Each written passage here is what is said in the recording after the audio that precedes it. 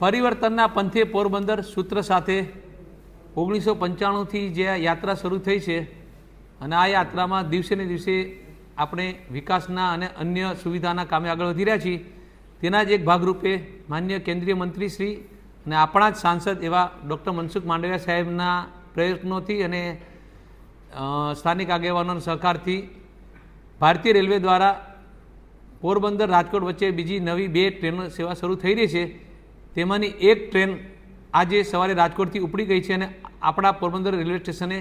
બપોરે 2:30 કલાકે એટલે કે 2:30 વાગે પહોંચનાર છે।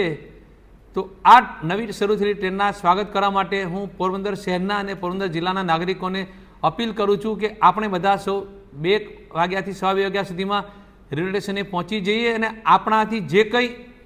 શણગારને અન્ય વસ્તુઓ છે એની સાથે રહી અને આ નવી શરૂ થયેલી ટ્રેનને સ્વાગત કરીએ અને એ થકી આ ટ્રેન શરૂ કરવામાં ઉમદા પ્રયત્નો કરનાર ડૉક્ટર મનસુખ માંડવિયા સાહેબના પ્રયત્નોને આપણે બિરદાવીએ।